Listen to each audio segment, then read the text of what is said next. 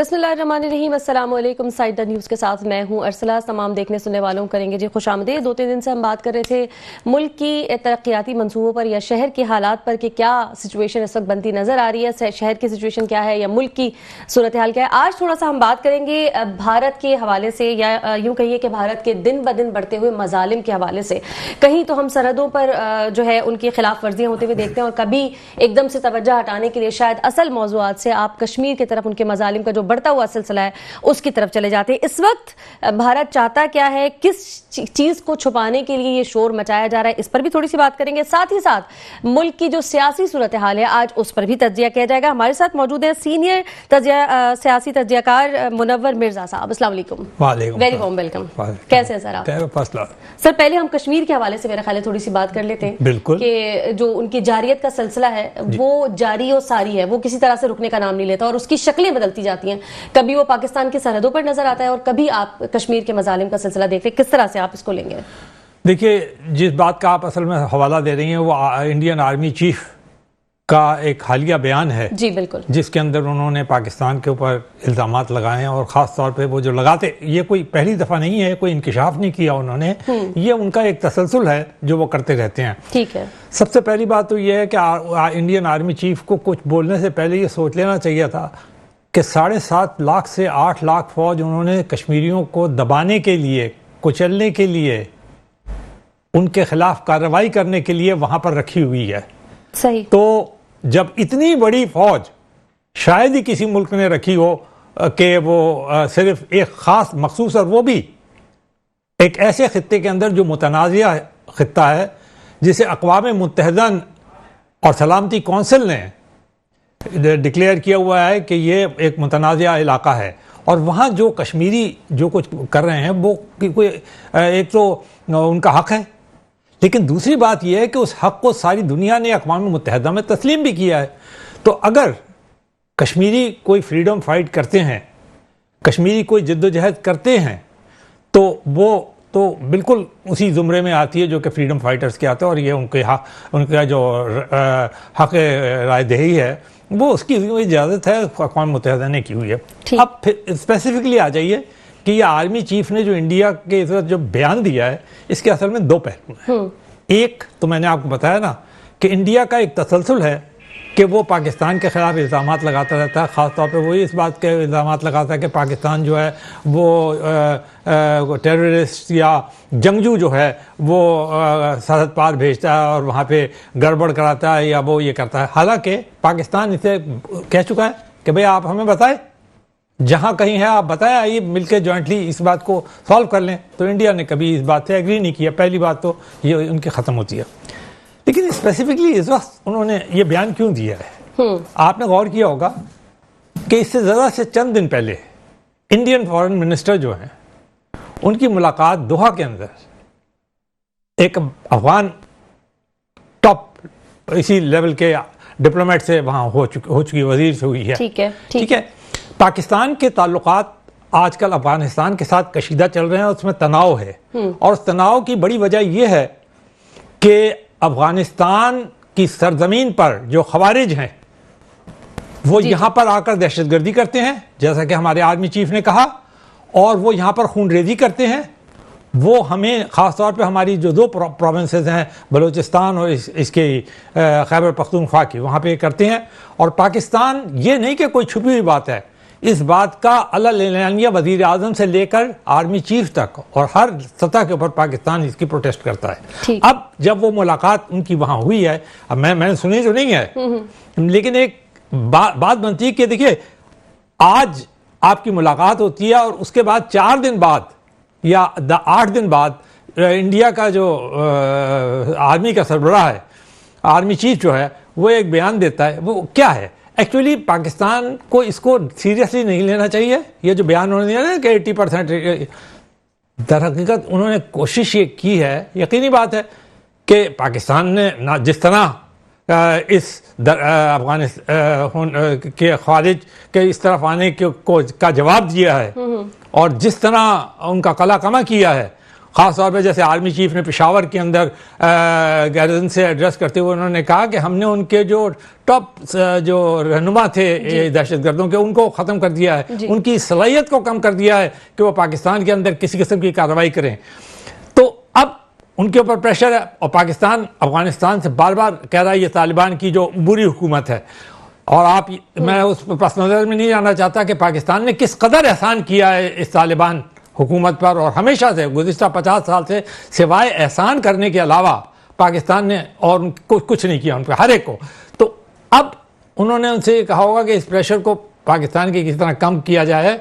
हालांकि पहले तो अजीब सी बात है, पहले भारत पाकिस्तान के ऊपर ये इल्ज़ाम लगाया करता था कि पाकिस्तानी जो है ये अफगान ये जो ग्रुप्स हैं इनको पुश करता है कश्मीर के अंदर, और वहाँ आपने देखा होगा, है ना। बल्कि मैं इससे ज़रा आगे जाऊँगा, आप जितनी इंडियन फिल्में आप उठा के देखें या उनके फिक्शन से उनको उठा के देखें, उसके अंदर यही लोग नजर आते हैं, ठीक है ना।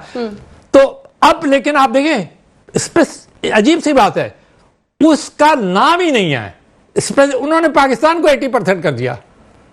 पहले आप कुछ और इल्जाम लगाते थे, तो इसका मतलब है कि झूठ का एक पलंदा, और उस प्रेशर को कम करने के लिए प्रेशर नहीं बल्कि हकीकत पाकिस्तान ने के जो आर्मी चीफ ने कहा है और पाकिस्तान के वजीर आजम जो कह रहे हैं कि हमारे साथ नहीं हो रहा है ये, आपने तसलसल से गुज़िश्ता 6 महीने का या साल भर के उठा के देखें, तो अब जब एक ठोस कार्रवाई उनके खिलाफ हो गई है, पूरी एक मुत्तहिद आपने देखा कौम भी इस मामले के अंदर, सारी पार्टीज भी मुत्तहिद हैं। खुद आपने देखा केपी के अंदर हालांकि अपोजिशन पीटीआई की हुकूमत है, लेकिन उनके वज़ीर आज़म ने भी इस बात को अप्रिशिएट किया कि हाँ बिल्कुल ये जो है ये कार्रवाई होनी चाहिए। तो अब उन्होंने कोशिश ये की है कि किसी तरह पाकिस्तान ने ये जो कार्रवाई की है फोर्सफुल किस्म की, और इन खारिज और ये जो टीटीपी पाकिस्तान है, ये इनके जो वो हैं उसको ख़त्म करके और इनका बिल्कुल यानी असर जो है वो गैर मौसर करने के लिए, तो अब उन्होंने ये किया है कि ज़रा उन्होंने कहा कि चलो जी थोड़ा सा ऐसा प्रेस रिलीज है। ये नहायत ही मधक्काखेज़ और बिल्कुल बेलायानी सा एक बयान है जो उन्होंने ऐसे ना मालूम किस उसमें आकर दे दिया आर्मी चीफ ने। इसकी कोई हकीकत नहीं है, कोई इसमें सेंस नहीं बनता, क्योंकि खुद जो बात वो कहते रहे हैं आज तक गुज़िश्ता कम से कम 10 साल से 15 साल से जो कह रहे हैं, उसी को उन्होंने खुद झुटला दिया है। तो और दूसरे में जैसे आपको बताया कि भाई तुमने तो 8 लाख फौज रखी हुई है कश्मीरियों को कुचलने के लिए। आपने आर्टिकल जिसके अंदर इंडिपेंडेंस था कश्मीरियों का, जिसमें उनका हक राय दिया, अभी जो हुकूमत आई है इलेक्शन के बाद कश्मीर के अंदर, उसने आते ही पहली असेंबली के अंदर क्या चीज पास किया, उन्होंने कहा जनाब आर्टिकल को रिस्टोर करें, आप हमारा जो राइट है जो जिसका आपने गारंटी किया है जिस दिन से आप आज़ादी हुई है उसको आप रिस्टोर करें वापस। तो अब वो तो आप काम करने रहे। ये डाइवर्जनरी टैक्टिक्स हैं पाकिस्तान को, और पाकिस्तान के जो ख़ास तौर पर मुझे पूरा यकीन है कि जो पाकिस्तान की फॉरेन अफेयर्स को और फॉरेन पॉलिसी को मैनेज कर रहे हैं और जो डिफेंस पॉलिसी, वो अच्छी तरह समझते हैं कि ये ऐसे ही जाली सा बयान है उनका, और इसकी कोई हकीकत नहीं है और ना इसमें कोई सेंस। ठीक है, इससे क्या ये बात सही है कि पाकिस्तान की जो अमन की ख्वाहिश है उसको हमेशा से कमज़ोरी समझा गया है? पाकिस्तान की अमन की ख्वाहिश को कमज़ोरी तो नहीं समझ रहे होंगे आप, अच्छी आप सोच लें, इसलिए कि पाकिस्तान ने जिस तरह अभी जवाब दिया है, पाकिस्तानी फ़ौज ने जिस तरह जवाब दिया है, तो पाकिस्तान ने अमन ही कायम करने के लिए जवाब दिया है ना, ये खूनरेज़ी बंद करने के लिए जवाब दिया है ना। तो ये मैसेज जो है ये बिल्कुल क्लियरली उन लोगों तक भी चला गया है जो कि ये खूनरेज़ी कर रहे थे, उन ग्रुप तक चला गया है, उस उबूरी हुकूमत तक चला गया है जिसने उन्हें पनाह दिया, और बावजूद इसके कि पाकिस्तान उनसे मुतालबा, और भारत और मेरे ख्याल से पूरी दुनिया को ये बात अच्छी तरह पता है। और वैसे मैं आपको एक बात बताऊं, सारी दुनिया में आप उठा के देख लें, अमेरिका से लेकर सब लोग ये कहते हैं कि पाकिस्तान जो दहशतगर्दी के खिलाफ जो कार्रवाइयाँ करता है उसमें हम पाकिस्तान के साथ हैं, बिल्कुल वो इस मामले के अंदर पाकिस्तान को मानते हैं। और सारी दुनिया जानती है कि पाकिस्तान ने किसके खिलाफ कार्रवाई की है, किसके कौन पाकिस्तान को मुरीद इल्ज़ाम ठहरा रहा है। ये तो इंडिया और पाकिस्तान का ये है, ये ऐसा जैसे प्रेस कॉन्फ्रेंस टाइप का बयान देने वाली बात है। मुझे आप बताइए ना, किसी और किसी मुल्क ने, पूरी दुनिया के अंदर किसी मुल्क ने पाकिस्तान को ये कहा है कि आप ये काम कर रहे हैं? किसी ने भी नहीं कहा। पाकिस्तान को जस्टिफाई करते हैं, बल्कि कहते हैं बिल्कुल सही कर रहा है पाकिस्तान जो कुछ करता है, पाकिस्तान का हक बनता है। और ये कि पाकिस्तान अपना डिफेंड करे, अपने लोगों को डिफेंड करे। कैसे हो सकता है कि कोई आदमी आए और हमारे मासूम शहरियों को निशाना बनाए, हमारे फोर्सेस के लोगों को शहीद करे? ये तो हम इसकी इजाज़त तो नहीं दे सकते ना, ये तो नाकाबिल कबूल है। हम एक सॉवरेन कंट्री हैं हम, और एक बड़ा मुल्क है पाकिस्तान। ये नहीं है कि अगर माशी तौर पे थोड़ा बहुत कमज़ोर हो गया फिलहाल तो इसका मतलब है। सर, माशी तौर पर बात की, अभी हम थोड़ा सा टॉपिक चेंज करते हैं, इसी हवाले से थोड़ा सा आगे बढ़ते हैं। वफाक के अखराजात की बात अगर कर लें तो क्या आपको ऐसा लगता है अखराजात इतने बढ़ चुके हैं जिसका असर जो है वो आवाम पर और ये जो लोग बेरोज़गार हो रहे हैं इदारों पर, इन पर पड़ रहा है? देखिए, बात असल में यह है कि जहाँ तक पाकिस्तान की मईशत का ताल्लुक है, इसमें तो कोई दो राय नहीं हो सकती कि गुज़िश्ता तकरीबन कोई 6-7 साल से पाकिस्तान की मईशत जो है वो कमज़ोरी की तरफ गई है। लेकिन अभी हाल में जो फिगर्स रिलीज हुए हैं उसके अंदर 2-3 बड़ी सिग्निफिकेंट चीज़ें हैं, और वो कोई एक हुकूमत क्लेम नहीं कर रही है। हुकूमत को आप ये कह सकते हैं ना कि सियासी तौर पे वो क्लेम कर रही है।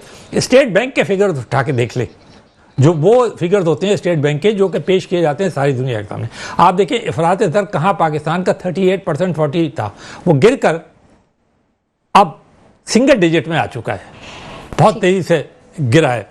अच्छा, महंगाई की सूरत हाल भी यह है कि पाकिस्तान की 30-35% थी, वो भी गिर के आ गई है। एक बात ज़रूर है, मैं ये कहूँगा, जो कि ये नहीं कि हम हर बात के अंदर ये कहें कि जी हुकूमत जो कर रही है। अब आपने अगर ये स्टेप उठा लिए हैं हुकूमत ने, और आपका क्लेम भी है, इवन स्टेट बैंक भी ये क्लेम कर रहा है, अपने एक नहीं 3 रिपोर्टें मैंने देखी हैं उनकी यकाबाद दिगरे, जो गुज़िश्ता 3 क्वार्टर्स के अंदर आई है। आप ये क्लेम कर रहे हैं कि जी महंगाई भी कम हो गई है, अफराद दर भी कम हो गया है, और सब नंबर्स में दिखा रहे हैं। और खुद आपने देखा होगा कि अभी वर्ल्ड बैंक ने जो फिगर दिया था, जब 20 बिलियन का वादा किया ना उन्होंने पाकिस्तान को देने, तो कुछ सोच के ही किया होगा ना कि इनकी इकोनॉमी में कोई जान है, तो $20 बिलियन दे रहे हैं वो पाकिस्तान को। तो उनका भी कहना यह है कि अब पाकिस्तान की जो इकोनॉमी माइनस के अंदर जा रही थी वो 3.67 के ऊपर होगी इस साल है। वो ये भी कोई बहुत तसल्ली बख्श नहीं है। लेकिन हुकूमत ने एक काम नहीं किया, और वो करना चाहिए हुकूमत को।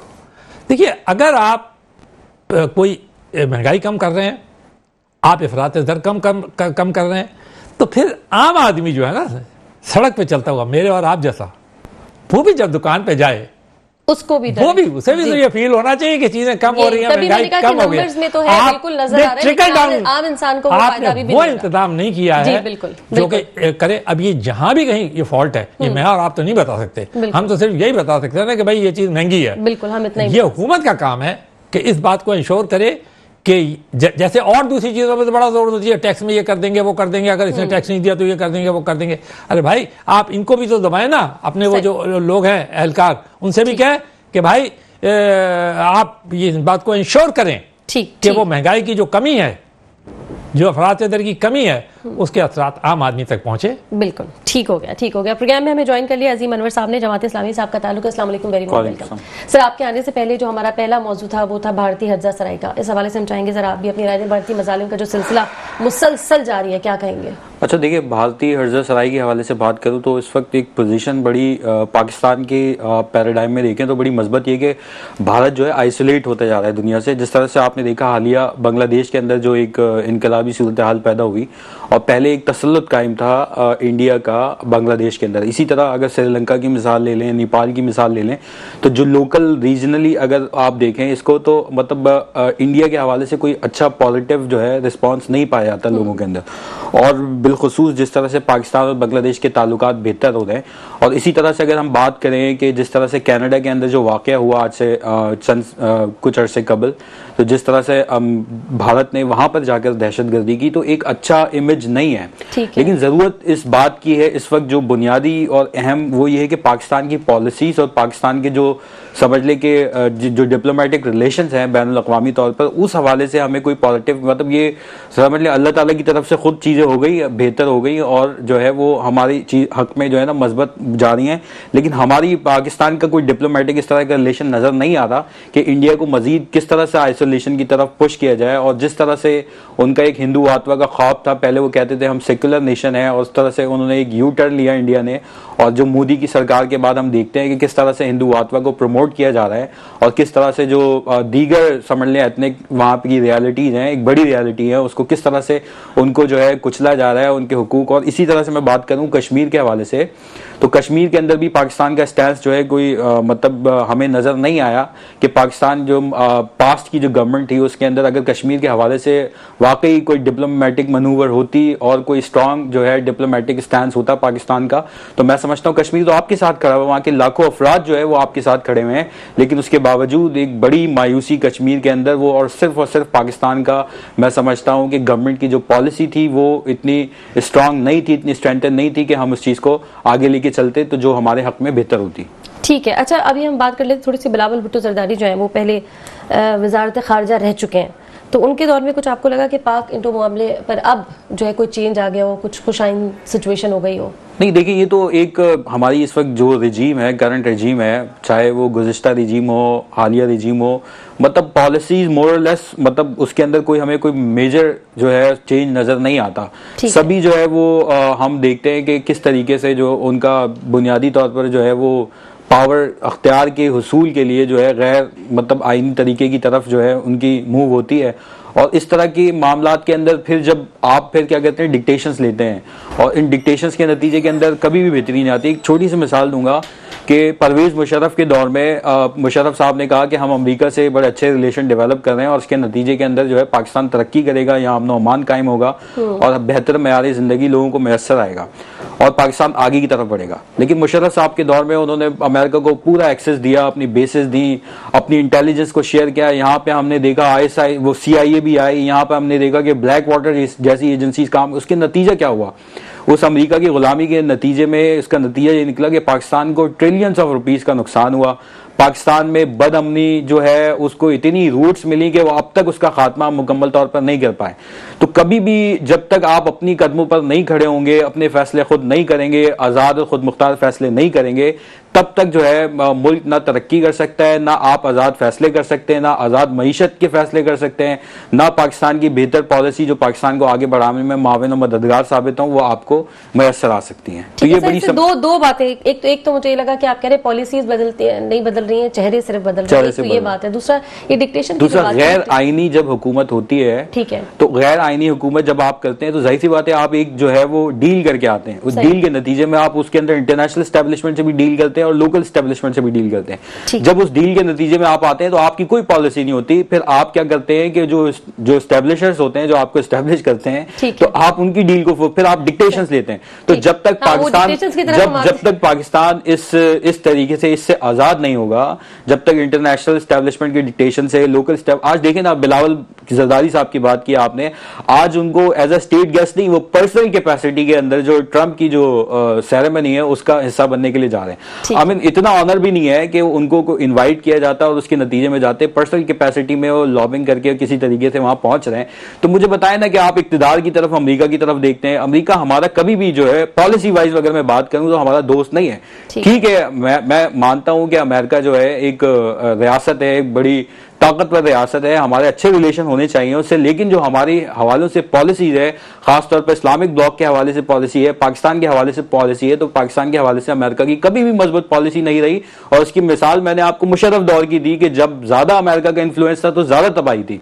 तो हम जितना ज्यादा इंटरनेशनल एस्टेब्लिशमेंट और लोकल एस्टेब्लिशमेंट के दबाव में रहेंगे और तब तक हम आजाद फैसले नहीं कर सकते और हमारी मईशत, हमारी पॉलिसीज, हमारा मुल्क आगे नहीं बढ़ सकता। आईनी हुकूमत की बात की, 70 से 75 सालों में कितनी आईनी हुकूमत आ चुकी है? मैं समझता हूं कि वो आप मुझे इसका जवाब देने की जरूरत नहीं है, यहाँ के लोग खुद जानते हैं। हाँ। पाकिस्तान का सबसे बड़ा अलमिया यही है। इस वक्त देखें ना, फॉर्म 47 वाली जो हुकूमत इस वक्त जो एस्टेब्लिश है, और इस तरह से माजी की जितनी भी, मतलब आज जो फॉर्म 47 का नारा लगा रहे हैं, हाँ, वो माजी के अंदर खुद जो है इसके बेनिफिशरीज थे।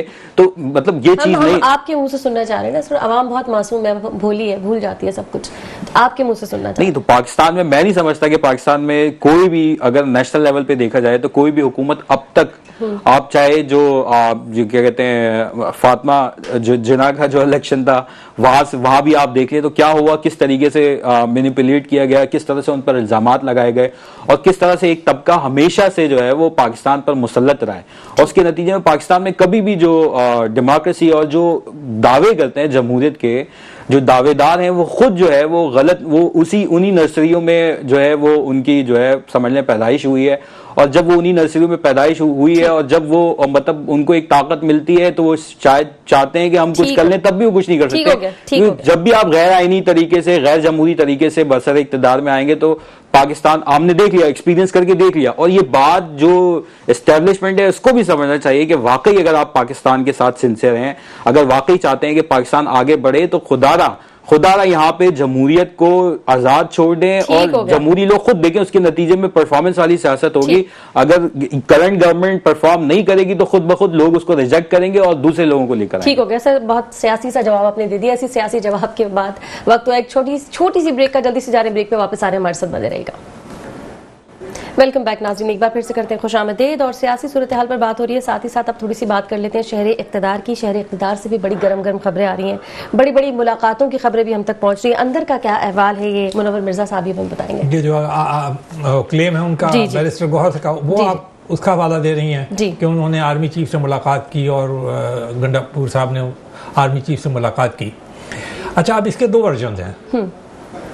एक तो वर्जन ये है कि आपको मालूम है KPK जो है it's the most disturb province, वहाँ जो बदअमनी है, वहाँ जो दहशतगर्दी है, वही एक्चुअली आप देखें दो ही प्रोविंस मिलते हैं ना, एक तो KPK मिलता है, एक बलूचिस्तान मिलता है। यही वो बॉर्डर्स हैं जो कि हमारे करते हैं। और इस वक्त हमारी सूरत हाल जो है वो बलूचिस्तान के इनके साथ अफगानिस्तान के साथ बहुत कशीदा है। फिर कुर्रम के अंदर जो वाक़यात हुए हैं उसके अंदर भी नॉन स्टेट एक्टर्स भी इन्वॉल्व हैं, उसके अलावा बाहर से जो ग्रुप्स हैं उन्होंने भी उसका फ़ायदा उठाया। कल ही का जो वाक़या हुआ है वो भी बड़ा अफसोसनाक है।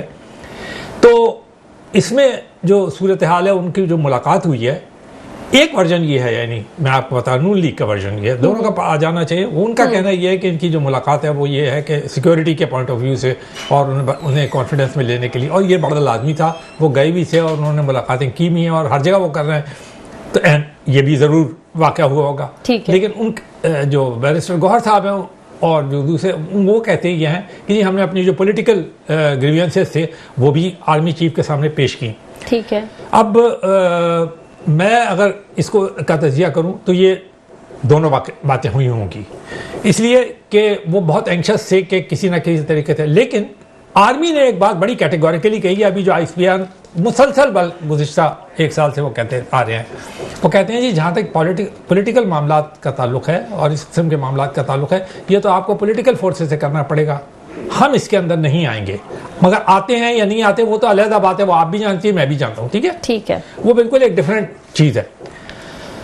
लेकिन जिस तरह उन्होंने क्लेम किया उससे जाहिर ये होता है कि वो इस चीज़ का एक एडवांटेज भी लेना चाहते हैं। वो एडवांटेज ये लेना चाहते हैं, आपको याद है PTI हमेशा क्लेम ये करती थी कि हम बात करना चाहते हैं तो एस्टेब्लिशमेंट से बात करना, और एस्टेब्लिशमेंट से मुराद उनकी होती थी आर्मी। कहते हैं आर्मी चीफ से मैं बात करूँगा, ये वो गो। इसके बिल्कुल अजीब सी बात यह है कि उन्होंने उसी एस्टेब्लिशमेंट के खिलाफ एक लंबा चौड़ा सोशल मीडिया का कैंपेन भी लॉन्च किया हुआ है। हर वक्त उसके खिलाफ, आपको भी पता, मुझे भी पता है क्या क्या नहीं वो कहते और क्या क्या नहीं वो करते। अब अगर उन्होंने उनके सामने वो पेश की तो मेरे ख्याल से कोई हरज भी नहीं है, उन्होंने कर दी होगी। अगर उन्होंने सुन ली तो कितनी देर सुनी ये मुझे और आपको नहीं पता कि कितनी देर उन्होंने कह दिया। मगर कोई सियासी डायलॉग मुमकिन होता उस दौरान, मैं नहीं समझता कि कोई इस किस्म का कोई सियासी डायलॉग हुआ होता। अगर सियासी डायलॉग उन्होंने किया होता कोई बाकायदा, मतलब एक सुनना होता है ग्रीवियंस। मैं भी आपके पास गया, मैंने आपसे कहा अब आप कहेंगे अच्छा सुना दीजिए जो कुछ आपने कहना है, सुन लेता हूं मैं, लेकिन मैं जवाब नहीं दूंगा। जवाब देने के लिए एक कमेटी हुकूमत ने एक बाकायदा, अब आप खुद नेगेट कर रहे हैं, इससे तो मतलब उन टॉक्स को आप सबोटाज कर रहे हो, नुकसान पहुंचा रहे हैं। एक तरफ आप बैठे हुए हुकूमत के साथ, उनकी एक हाई लेवल की टीम है जिसके साथ आप मुज़ाकरात कर रहे हैं और बातचीत कर रहे हैं, और दूसरा दौर और तीसरा दौर और चौथा दौर है जो पाकिस्तान में मैं तो समझता हूँ, खैर मैं इस पर लंबी बात नहीं करूंगा, कभी बाद में करूंगा। एक बीमारी है पाकिस्तान के अंदर मुज़ाकरात की, जब आपकी वहां पे पार्लियामेंट मौजूद है तो मुज़ाकरात करने की जरूरत है। बाहर निकल के फिर पार्लियामेंट को बंद कर दें, आप ताला लगा दें, सिर्फ मेजों के ऊपर बैठ के और कमरों के अंदर बैठ के मुज़ाकरात किया करें। जो जाती मुज़ाकरात करें वो पार्टियों से करें, जाके उनके घरों पे और ये उनके। अच्छा खैर, अब अगर आप वो एडवांटेज लेने की कोशिश करें, वो ये कहने की कोशिश करें कि देखो हम ये क्लेम करते थे कि जो बातचीत होगी वो एस्टैब्लिशमेंट से होगी, सही है, ठीक, आपकी कोई हैसियत नहीं है, तो वो ये वाला सांस लेने की कोशिश करें, लेकिन साथ ही वो अपनी इस बात को निगेट करें, भाई अगर आप समझते हैं कि एस्टैब्लिशमेंट से ही बात करनी चाहिए थी तो फिर आप यहाँ पे आके क्यों बैठे हैं? आप कहते हैं कि जी वो ये रियासत को चलाने के लिए और मुल्क को चलाने के लिए बहुत जरूरी है, तो कौन सी बात आपकी सही है? सही, ठीक। तो सियासी तौर पर ये बयान उनके लिए उनको लगता होगा कि बहुत अच्छा है, लेकिन सियासी तौर पर उनके लिए नुकसानदेह भी है कि कोई आदमी अगर न्यूट्रल है वो, अब अगर आपने कोई नजरिया ले लिया है और उसी ऐनक को लेके चल रहे हैं, फिर तो आप कहेंगे नहीं जी जो ये फरमा रहे हैं इनका फरमाया हुआ बिल्कुल हर चीज़ दुरुस्त है। लेकिन अगर सियासी तौर पर देखें तो बड़ी अजीब सी बात लगती है कि एक तरफ आप टेबल पे बैठे हुए हैं, तीसरा दौर मुज़ाकरात कर रहे हैं, दूसरी तरफ आप कह रहे हैं नहीं जी हम तो मुज़ाकरात करने के लिए स्पेशली एक प्लेन से हेलीकॉप्टर से पता नहीं किस चीज़ से शिफ्ट किया गया, तो हम गए जाके वहां पे बात करके। तो भाई इससे बात कर रहे हो, इससे बात कर रहे हो, उससे बात कर रहे हो, किससे बात कर रहे हो? ठीक है, ठीक है। अच्छा, सिक्योरिटी इदारों की थोड़ी सी बात कर लेते हैं। उनकी जानिब से भी कहा गया इस मुलाकात को कोई गलत रंग दिया जा रहा है, क्या कहेंगे? देखिए उनका तरीकाकार तो ये रहा है अभी तक कि अगर वाकई में कोई बातचीत होती है तो फिर ISPR का बाकायदा उसके ऊपर एक बयान आ जाता है। तो जब इतना बड़ा उन्होंने क्लेम किया है तो गालिबन उनकी ख्वाहिश यही है PTI वालों, बैरिस्टर गौहर साहब की, क्योंकि मैं पूरों को तो नहीं कह, क्योंकि उनके यहाँ भी अजीब हो जाता है। कभी बैरिस्टर गौहर साहब और या उनके दो आदमी जो हैं वो एक बयान देते हैं, फिर तीसरा जैसे कोई और होता है, मरवत साहब होते हैं या कोई और साहब होते हैं, वो कहते हैं नहीं ये वो यूं नहीं है यूं है। तो ये सियासत के अंदर बहरहाल ये भी चलता है थोड़ा सा आवाम को कंफ्यूज भी रखने के लिए, ताकि आवाम जो है बहुत सारी बातों के अंदर एक बैक वक्त मशगूल हो जाए। लेकिन मुझे एक बात यकीनी लगती है और होना भी ये चाहिए, क्योंकि उन्होंने एक लफ्ज इस्तेमाल किया है खुद गौहर साहब ने कि अगर स्टेट नहीं है खुदा न खासा तो फिर तो सियासत भी नहीं है। तो अब स्टेट को खतरा किस चीज से लाक है? वो दहशत, खास तौर पे KPK में किस चीज है? कुर्रम के अंदर आप बिल्कुल कंट्रोल नहीं कर सके, गंडापुर साहब आपको बैठना पड़ा, वज़ीर दाखिला के साथ भी बैठना पड़ा, फौज के साथ भी बैठना पड़ा, रेंजर्स के साथ भी बैठना पड़ा, तब जाकर बड़ी मुश्किल से अब भी वो कंट्रोल है। दूसरे जो लहर है, जो क्रॉसिंग्स हो रही हैं ये ख्वारिज वगैरह की, वो भी सबसे ज़्यादा आप ही के यहाँ है, उसको भी आप सही तरीके से कंट्रोल नहीं कर रहा। आपकी पुलिस फोर्स जो है या आपकी और जो फोर्सेज हैं वो कंट्रोल नहीं करने पा रही हैं। आपको मुस्तकिल आप ये कहते हैं जी आप वफाक से कि आप हमारी मदद करें, आप हमारे वो जो मैंने तो देखा हर वक्त वज़ीर दाखिला हर हफ्ते वहाँ जाते हैं, उनसे बात करते हैं, फिर उसके बाद तो लगता ये है कि वो मैं जैसे आपसे कहा ना बात तो की होगी या नहीं की होगी ये वो बेहतर जानते हैं, ठीक है ना?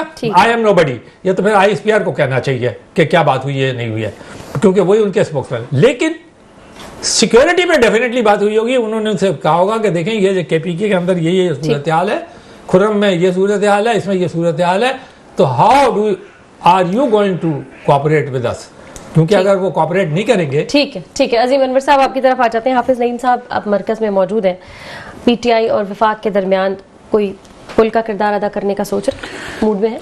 देखिए जमात इस्लामी की अगर तारीख देखें तो जब भी किसी मतलब इस तरह के पाकिस्तान डायबॉलिक कह लें, अंग्रेजी का एक लफ्ज़ है, उसमें फंसा है, तो जमात इस्लामी ने एक किरदार अदा किया है और जमात इस्लामी हमेशा इस चीज़ को वेलकम करती है। देखिए हम समझते हैं कि देखें कोई भी जो इस हवाले अभी इस वक्त जो हो रहा है पाकिस्तान तहरीक इंसाफ के साथ, कि उनको जो सियासी मुकदमात हम कहेंगे इसको, इसकी वजह यह है कि देखें अगर उनको करप्शन के वाकई उन पे करप्शन के चार्जेस हैं पाकिस्तान तहरीक इंसाफ पर, तो यही चार्जेस तो पाकिस्तान मुस्लिम लीग नून पे भी हैं, यही चार्जेस पीपल्स पार्टी पर भी हैं, यही चार्जेस मुत्तहिदा कौमी मूवमेंट पर भी हैं।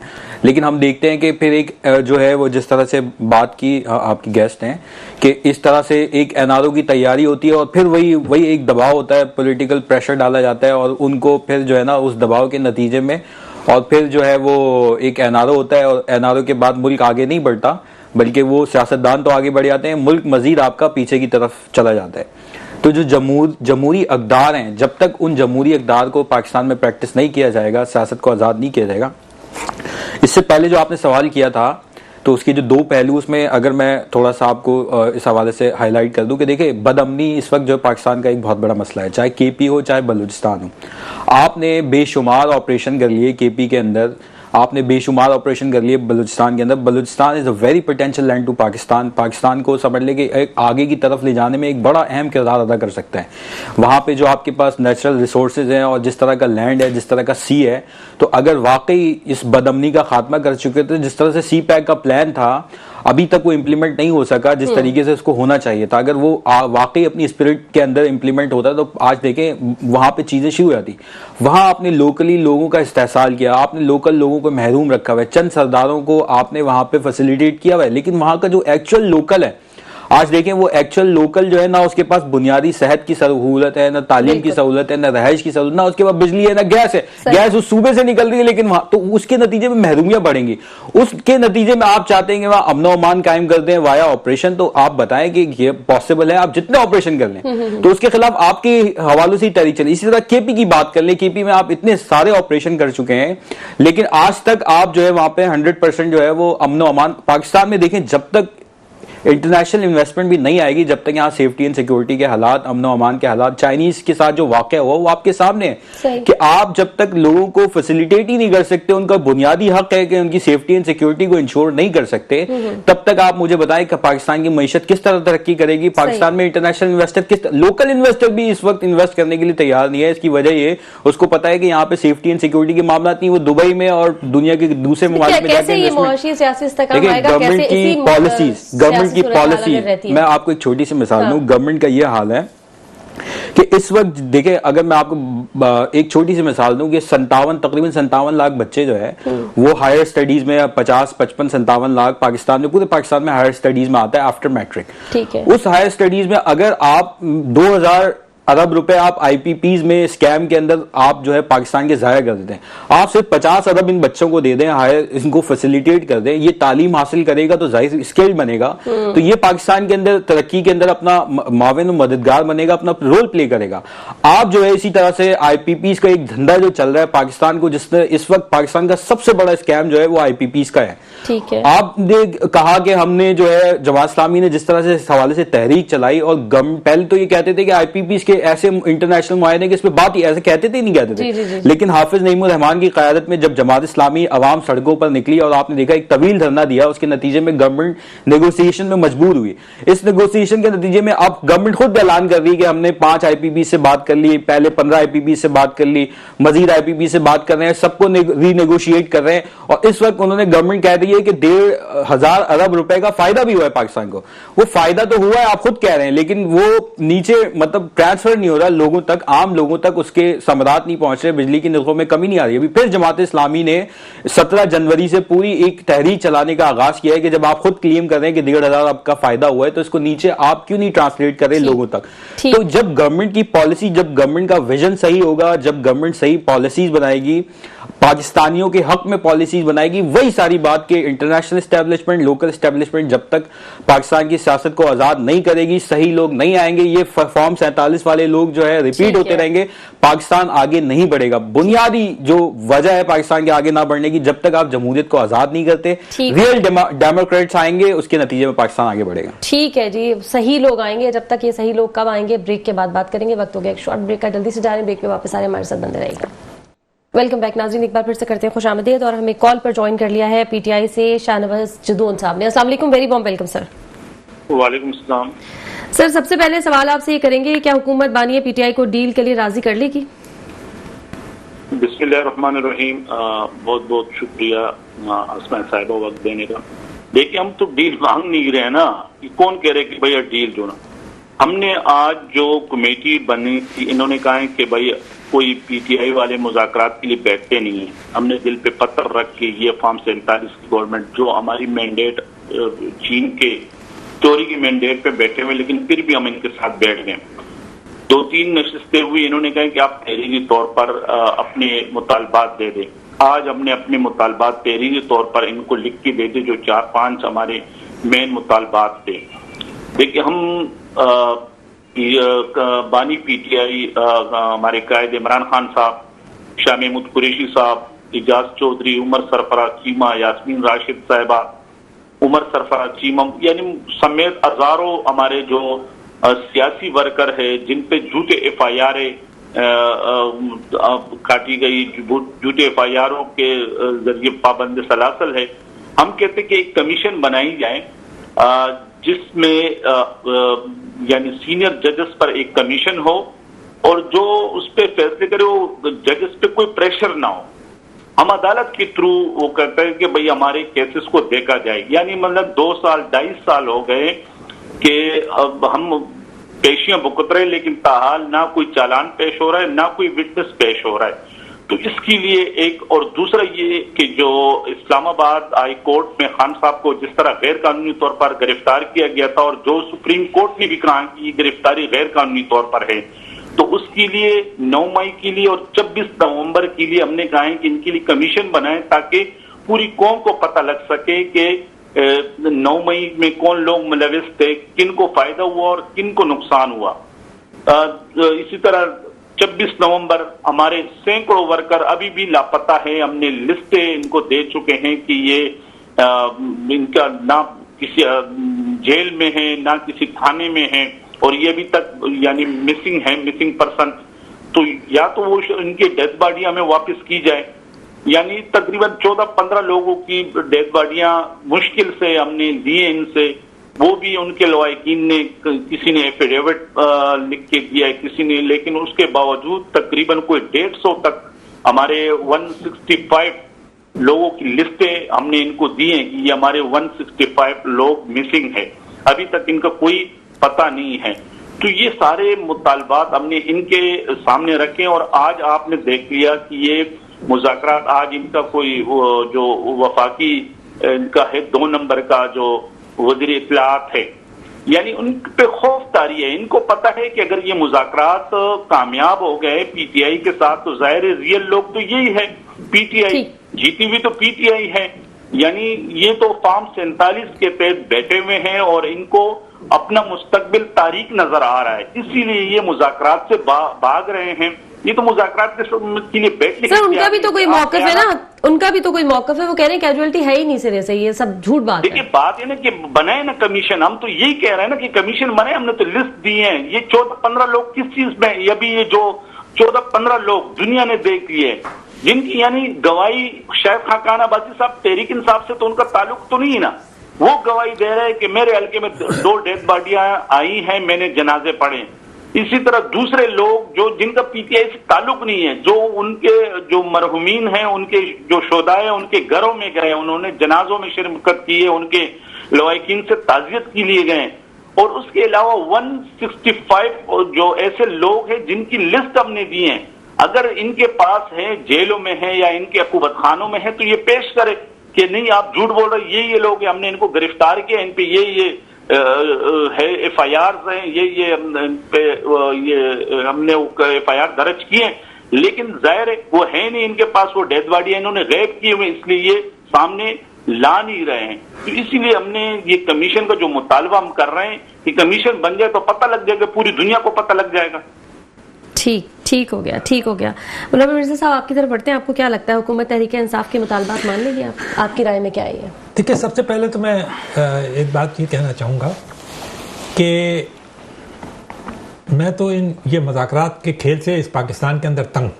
ठीक है, मुज़ाकरात नहीं होने चाहे क्यों, मुज़ाकरात जरूर होना चाहिए। कहा तो बिल्कुल क्लियर आपने, कहा मैं इससे तंग हूँ, मुज़ाकरात होना, हाँ इस खेल से तंग हूँ, ये कमीशन के ड्रामा से भी बहुत तंग हूँ। ठीक है, पाकिस्तान में इतने कमीशन बने हैं, आप जरा गिन, ये नाउमीदी है ना, मतलब PTI के दौर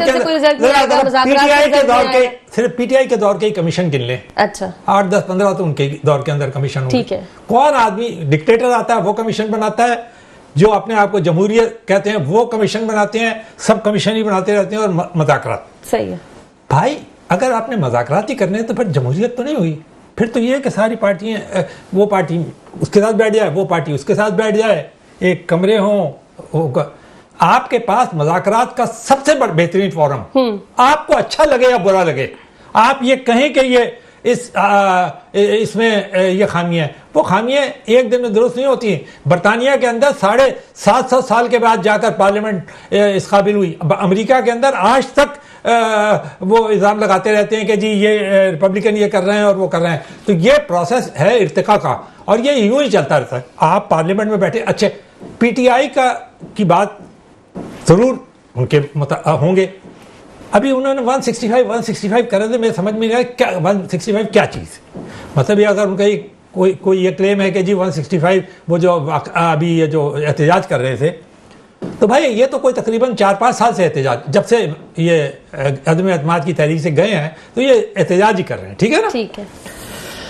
सवाल ये पैदा होता है कि आपने अभी ये जो तहरीरी मुतालबात पेश किए हैं, ये उसको पेश करने से पहले पार्टी को, ये तो एक एतमाद होता है, दो आदमी जब बातचीत करते हैं तो पहले मैं आपको देता हूं, उसके बाद प्रेस में जाता हूं। मैं सारी जिंदगी चले, आप क्या मुज़ाकरात की बेहतरीन टेबल क्या समझते? तीसरी हुकूमत मैं बेहतरीन हल ये समझता, ये टेबल की बात, मुज़ाकरात से कुछ नहीं होगा। आपने को अगर कोई हल, मैं पूछ रही हूँ वो टेबल जो है वो कोई तीसरी कुव्वत है? कौन सी?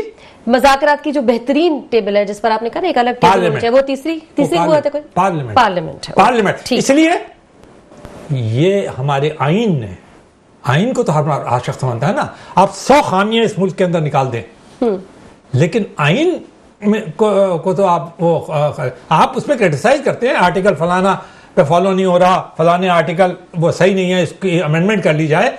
कर चुके हैं ना, 26 अमेंडमेंट तो कर चुके हैं। अमेरिकी आइन के अंदर ही कोई 18-19 अमेंडमेंट्स हो चुकी हैं। अब बरतानिया के अंदर तो लिखा हुआ कानून नहीं है, वो हाँ हर रोज अमेंडमेंट होती है। फ्रांस के आइन में अभी अमेंडमेंट की है। आज मैं पढ़ा था स्वीडन जो है वो अमेंडमेंट कर रहा है अपने आइन के अंदर। तो ये तो एक नॉर्मल सी चीज़ है जो सियासत छोड़े भी आदमी जानता है। लेकिन हमने तरीकाकार क्या अख्तियार किया हुआ है, हम असेंबलियों से बाहर निकल आते हैं, असेंबलियों में जाते नहीं है, या हमारे पास इतनी कुव्वत नहीं होती सही कि असेंबली में इलेक्ट होके जा सकें। तो इसलिए हमारी कोशिश ये होती है कि बाहर बैठ के प्रेशर ग्रुप के तौर पे काम करें।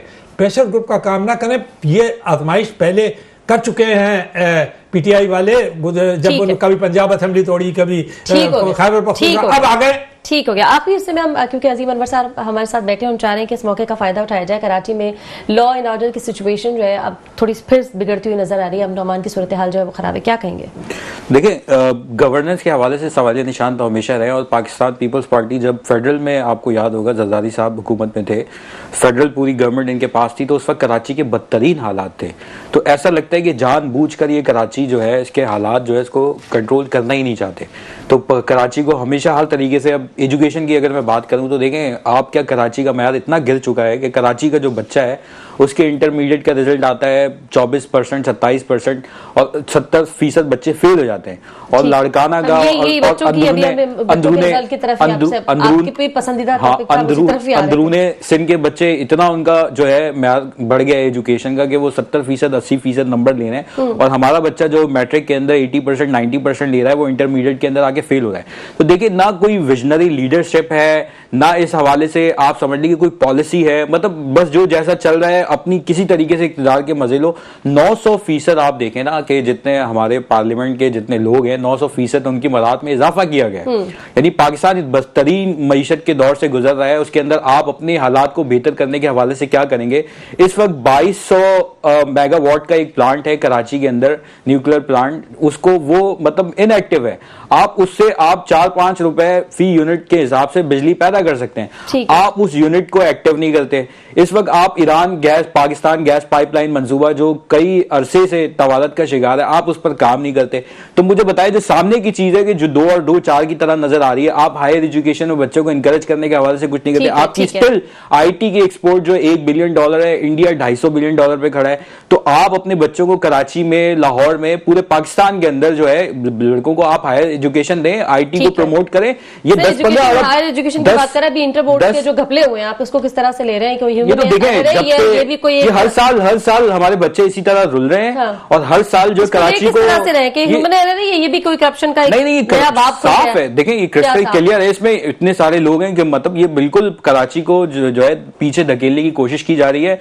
यानी कराची को किसी तरीके से यहाँ अमन अमान कायम नहीं होने दिया जाता। यहाँ के बच्चों को तालीम, यानी यहाँ का जो ग्रेजुएट है बेचारा, वो बाइकिया और फूड पांडा चला है, उसके लिए सरकारी नौकरियां यहाँ पर मौजूद नहीं है। यहाँ पर अमन अमान पाकिस्तान की सूरत है, एक मोबाइल छीनने के खातिर जो है एक नौजवान का कत्ल हो जाता है, तो ऐसी सूरत हाल में मुझे बताया ना ये शहर फिर भी इसके अंदर इतना पोटेंशियल है कि स्टिल 50% से ज्यादा एक्सपोर्ट पे कंट्रीब्यूशन जो है कराची का है, आईटी के अंदर सबसे ज्यादा कंट्रीब्यूशन कराची का है। तो शहर में थोड़ा बहुत अमनो मान कायम करते तो पूरे पाकिस्तान को आगे लेके जा सकते हैं। प्रोग्राम का आखिरी हिस्सा था ना, इस वक्त आपने बड़ी जबरदस्त जो है बहस वो शुरू कर दी है कि ये पाकिस्तान को, मैं वही कह रहा था कि अगर पॉलिसी पाकिस्तान की सही हो तो इंटरनेशनल आपके रिलेशंस भी बेहतर होंगे, इंटरनेशनल ताल्लुकात भी बेहतर होंगे, इंडिया जो हमें आंखें दिखाता है उसको भी हम आइसोलेट करने में कामयाब होंगे, और जो हमारी लोकल गवर्नेंस है उस बदअमनी का खात्मा भी होगा, यहाँ पर तरक्की भी होगी। लेकिन सिर्फ और सिर्फ जो एक बुनियादी वजह है कि जो एस्टेब्लिशर्स हैं, जो चीज एस्टेब्लिश करते हैं और जो जिस तरह से फॉर्म 47 वाले आकर हुकूमत करते हैं, इसके नतीजे में पाकिस्तान कभी भी आगे नहीं। ठीक है शाहनवाज साहब, आपने सारी गुफ्तगू सुन ली, हम चाहेंगे जरा आप क्या कंक्लूजन देंगे, जरा अपनी राय का इजहार कीजिए।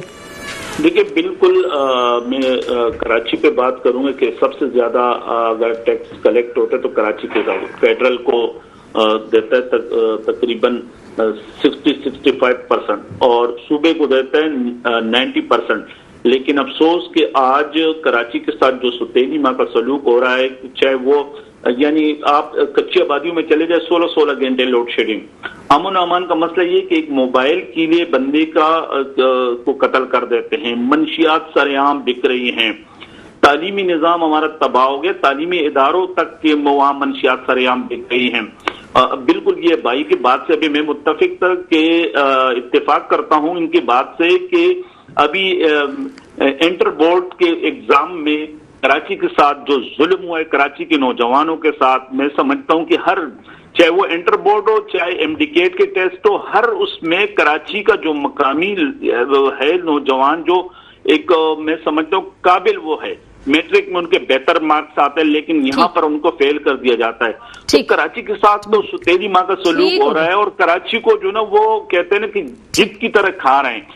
चलिए ठीक हो गया शाहनवाज साहब, बहुत बहुत शुक्रिया, आपका मौक़िफ़ भी सामने आ गया। इस पर किसी दिन अलहदा से मेरे ख्याल है प्रोग्राम किया जाएगा, ये बहुत अहम एक टॉपिक है।